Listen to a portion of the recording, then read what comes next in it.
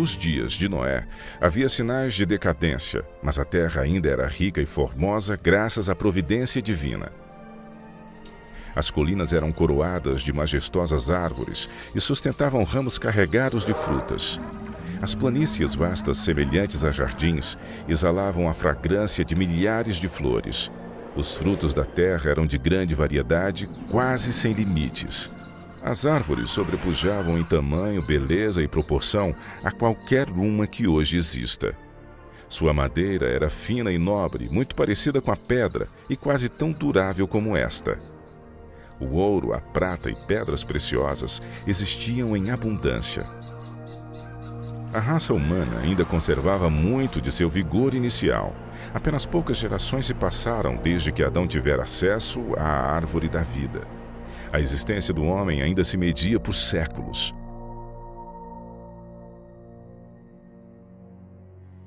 Se aquele povo longevo houvesse se dedicado ao serviço de Deus, com suas raras capacidades para planejar e executar, teriam feito do nome de seu Criador um louvor na terra e correspondido ao propósito por que Ele lhes dera a vida. Eles, porém, não fizeram isto. Havia homens de grande estatura e famosos por sua sabedoria, habilidosos para imaginar as mais maravilhosas obras. Sua culpa, porém, ao dar rédeas soltas à iniquidade, estava em proporção com a sua perícia e habilidade mental. Deus dera aos antediluvianos muitas e riquíssimas dádivas, mas usaram a sua generosidade para se glorificarem e as tornaram em maldição, fixando suas afeições nos dons ao invés de no doador. Utilizavam o ouro, a prata, as pedras preciosas e as finas madeiras na construção de mansões para si, esforçando-se por sobrepujar uns aos outros no embelezamento de suas moradas com a mais habilidosa mão de obra. Procuravam apenas satisfazer os desejos de seu orgulhoso coração e se deleitavam em cenas de prazer e impiedade. Sem vontade de conhecer a Deus, logo negaram a sua existência. Adoravam a natureza ao invés do Deus da natureza. Exaltavam a inteligência humana, adoravam as obras de suas próprias mãos e ensinaram seus filhos a adorar imagens de escultura.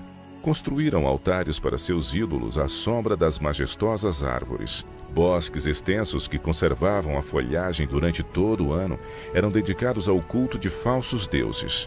Estes bosques estavam ligados a belos jardins, através de longas e sinuosas avenidas adornadas por árvores carregadas de fruta e de todo tipo de estátuas. Tudo fora planejado de forma a agradar os sentidos e fomentar os desejos pecaminosos do povo. Isso os induziu a participarem do culto idólatra. Os adoradores de falsos deuses dotaram suas divindades com atributos e paixões humanas, e assim sua norma de caráter se degradou à semelhança da humanidade pecadora. Viu o Senhor que a maldade do homem se multiplicara sobre a terra, e que toda a imaginação dos pensamentos de seu coração era só má continuamente. A terra corrompeu-se diante da face de Deus e encheu-se de violência. Deus deu ao homem os seus mandamentos como regra de vida, mas a sua lei era transgredida e todos os pecados imagináveis eram praticados. A maldade do homem era aberta e ousada, a justiça pisada no pó. Os gritos dos oprimidos chegavam até ao céu. O mundo ainda estava em sua infância, porém a maldade se tornou tão profunda e generalizada que Deus não mais podia suportar. Ele disse: destruirei de toda a face da terra o homem que criei. Declarou que seu espírito não contenderia para sempre com a raça decaída. Se não cessassem de poluir com seus pecados o mundo e seus ricos tesouros, ele os eliminaria de sua criação e destruiria as coisas com que tanto amor os havia abençoado. Acabaria com os animais do campo e a vegetação que fornecia tão abundante provisão de alimento, e transformaria a formosa terra em um vasto cenário de desolação e ruína.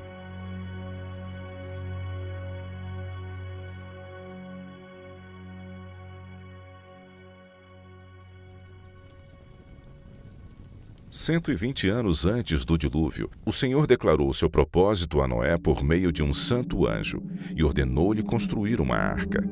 Enquanto construía a arca, ele deveria pregar que Deus traria um dilúvio de água sobre a terra para destruir os ímpios. Os que crescem na mensagem e se preparassem para aquele acontecimento pelo arrependimento e reforma de vida, encontrariam perdão e seriam salvos. Deus deu a Noé as dimensões exatas da arca e instruções explícitas com relação à sua construção em todos os pormenores. A sabedoria humana não poderia ter concebido uma estrutura de tão grande resistência e durabilidade. Deus foi o projetista e Noé o construtor-chefe. Tinha uma altura de 3 andares com apenas uma porta que ficava na lateral. A luz entrava por cima e os compartimentos foram arranjados de tal forma que eram todos iluminados. O material empregado na construção da arca era o cipreste ou madeira de gofer, a qual estaria isenta de apodrecimento durante centenas de anos. A construção dessa imensa estrutura foi um processo lento e trabalhoso. A arca, por si mesma, não poderia resistir à tempestade que viria sobre a terra. Unicamente Deus podia preservar seus servos das águas tempestuosas. Noé, pela fé, quando foi avisado divinamente das coisas que ainda não se viam, temeu e, para a salvação de sua família, preparou a arca, pela qual condenou o mundo e foi herdeiro da justiça que é segundo a fé. Enquanto Noé pregava sua mensagem de advertência ao mundo, seu trabalho testemunhava de sua sinceridade. Assim, a sua fé foi aperfeiçoada e manifestada. Deu exemplo ao mundo ao acreditar naquilo que Deus havia dito. Tudo o que possuía, ele empregou na arca. Enquanto construía aquele imenso barco em terra seca, multidões de todos os lados vinham para assistirem à estranha cena e ouvirem as palavras fervorosas daquele pregador tão especial. Cada martelada desferida naquela arca era um testemunho para o povo. Ainda assim, não se arrependeram diante de Deus, não quiseram renunciar a seus pecados. Durante o tempo que se passou antes da chegada do dilúvio, a fé deles foi provada e não suportaram a prova.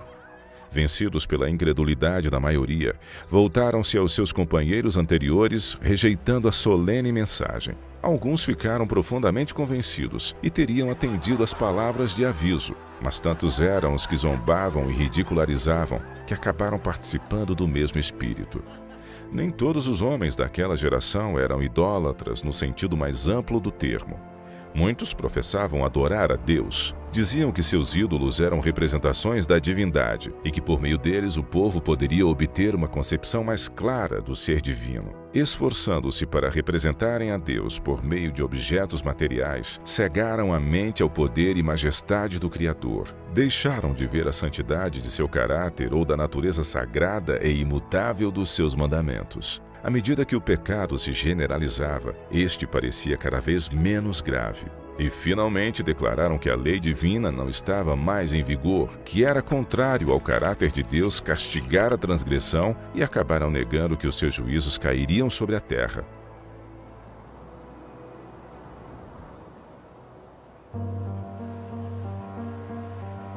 Se aquela geração houvesse obedecido à lei divina, os homens teriam reconhecido a voz de Deus na pregação de seu servo.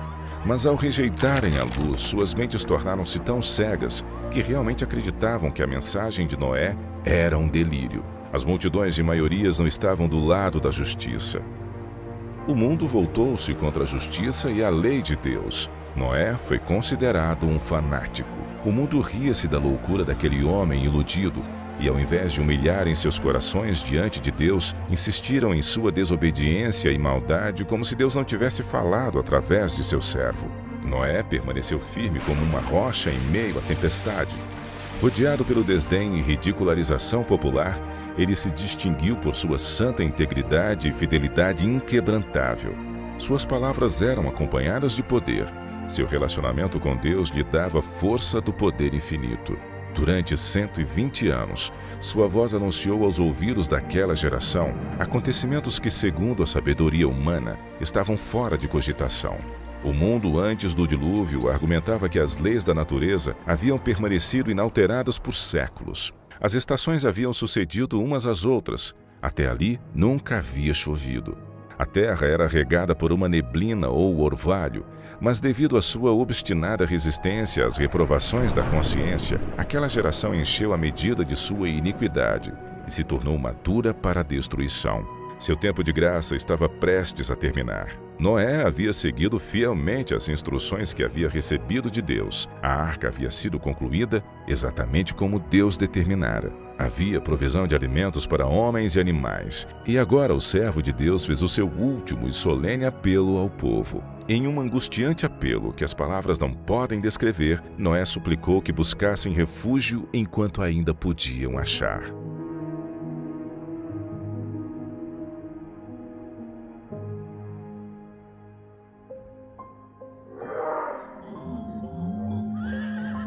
Animais de todos os tipos, desde os mais ferozes até os mais mansos, foram vistos vindo das montanhas e florestas, encaminhando-se silenciosamente para a arca.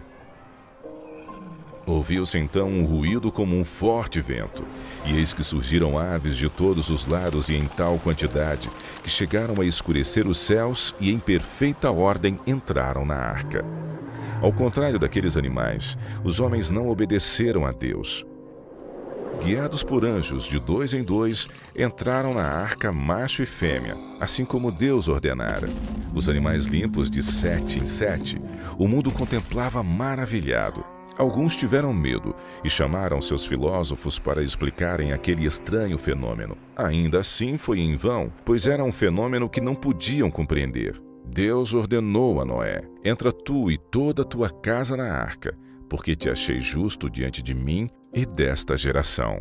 O mundo havia rechaçado as advertências de Noé, mas a sua influência e exemplo foi uma bênção para a sua família. Como recompensa de sua fidelidade e integridade, Deus salvou com Noé todos os membros de sua família.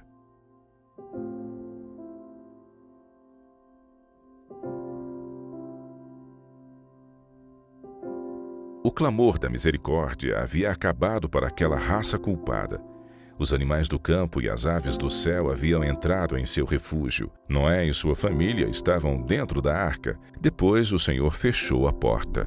Viu-se um lampejo de luz deslumbrante e uma nuvem de glória mais vívida que o relâmpago que desceu do céu e pairou diante da porta da arca.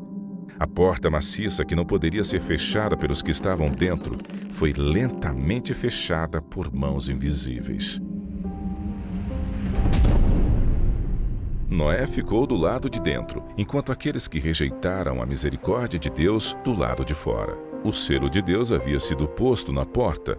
Deus a havia fechado e somente Deus poderia abri-la. Após 7 dias que Noé e sua família entraram na arca, não houve sinais da iminente tempestade. Mas, ao 8º dia, nuvens negras cobriram o céu. Ouviu-se o estampido do trovão e o lampejo do relâmpago. Logo passaram a cair grandes gotas de chuva. O mundo nunca havia testemunhado nada parecido, e o medo tomou conta do coração dos homens. Todos perguntavam em seus corações: teria Noé razão? Estará o mundo condenado à destruição? O céu se escurecia cada vez mais. A chuva tornava-se ainda mais intensa. Os animais corriam aterrorizados, seus gritos discordantes pareciam lamentar seu próprio destino e o da humanidade. Se romperam então as fontes do grande abismo, e as janelas do céu se abriram. A água parecia cair das nuvens em enormes cataratas. Os rios romperam seus limites e inundaram os mares. Jatos de água irrompiam da terra com força indescritível, arremessando pedras maciças para o ar, que quando caíam se enterravam profundamente no solo. Os altares onde haviam oferecido sacrifícios humanos foram destruídos, e os idólatras temeram diante do poder do Deus vivo, compreendendo que a causa de sua ruína foi a destruição e a idolatria. À medida que a violência da tempestade aumentava, árvores, edifícios, rochas e terra foram lançados em todas as direções. Por cima do rugido da tempestade, era possível ouvir os lamentos de um povo que havia desprezado a autoridade de Deus. Muitos estavam frenéticos de medo e esticaram seus braços à arca, implorando para lhes permitirem entrar. Suas súplicas, porém, foram em vão e se convenceram de que há um Deus no céu que governa tudo. Alguns, tomados pelo desespero, tentaram romper a arca para entrar nela. Porém, a firme estrutura resistiu a todos os seus esforços. Outros se penduraram na arca, até serem arrancados pelas forças das águas ou caírem devido à colisão com rochas e árvores. Cada fibra da maciça arca tremia quando era golpeada pelos violentos ventos que a empurravam de um lado para o outro. Os gritos dos animais dentro da arca expressavam seu medo e dor. Ainda assim, apesar de toda a violência dos elementos, a arca continuava flutuando em segurança. Algumas pessoas tomaram seus filhos e agarraram-se aos lombos de animais, sabendo que estes procurariam salvar as suas vidas subindo nas montanhas mais altas, a fim de escapar da água que não parava de subir. Outros se ataram às altas árvores que estavam no cume das montanhas. Refúgio após refúgio que prometia segurança acabava sendo abandonado.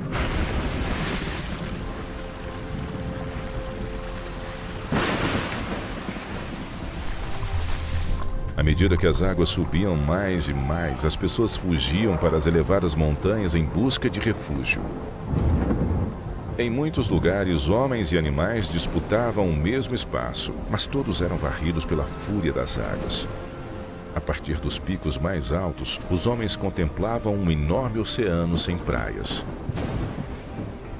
As solenes advertências do servo de Deus já não eram mais motivo de zombaria e chacota. Como desejavam aqueles pecadores condenados recuperarem a oportunidade que deixaram passar. Mas a doce voz de misericórdia não seria mais ouvida. O amor, não menos que a justiça, exigia que os juízos de Deus pusessem um fim ao pecado.